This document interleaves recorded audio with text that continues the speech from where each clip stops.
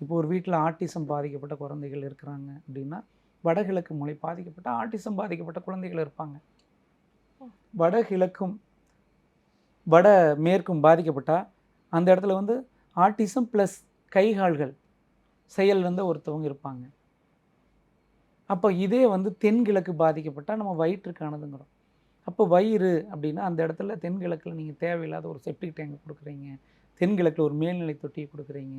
இல்ல தென்கிழக்குல தண்ணி தொட்டி குடுக்குறீங்க அப்படின்னா, அந்த இடத்துல கேன்சர் வயிற்று பகுதியில கேன்சரோ, இல்ல வயிற்று பகுதியில ஏதாவது ஒரு அறுவை சிகிச்சைகளோ, பித்தப்பை கல்லு அல்லது கிட்னி ஸ்டோனு இந்த மாரி பாதிப்புகள ஏற்படுத்தி குடுக்கும்.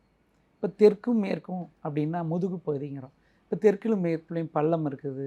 தெற்கு மேற்குல வாஸ்து தவறான கட்டிட அமைப்புகள் இருந்துச்சுன்னா, முதுகு பகுதியில L4, L5 அப்படின்னு எலும்பு தொடர்பான எலும்பு தேய்மானம் தொடர்பான பாதிப்புகள, பிரச்சனைகள குடுக்கும். சில இடங்கள்ல எலும்பு பாதிப்பு குடுக்காது. ஜவ்வு மட்டும் கிழிஞ்சு போயிரும். ஜவ்வு மட்டும் பாதிக்கப்படும். ம், ம். இதற்கு காரணம் தெற்கும் மேற்கும் தவறான இடங்கள். எலும்புலேருந்து ஜவ்வு, சதைகள் பாதிக்கப்பட்ட இடங்கள் அப்படிங்கிறத குடுக்கும்.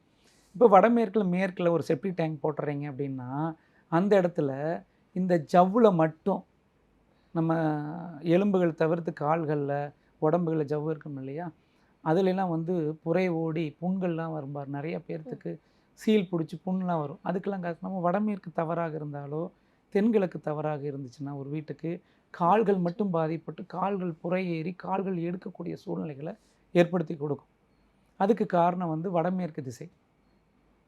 அப்போ ஒவ்வொரு வீடுகள வச்சு அவர்களுக்கான நோய்கள் என்னென்ன இருக்கு? அதற்கு 100% தீர்வு கிடைக்குமான்னா, 100% தீர்வு குடுக்க முடியும். வீடே ஒரு டாக்டர்.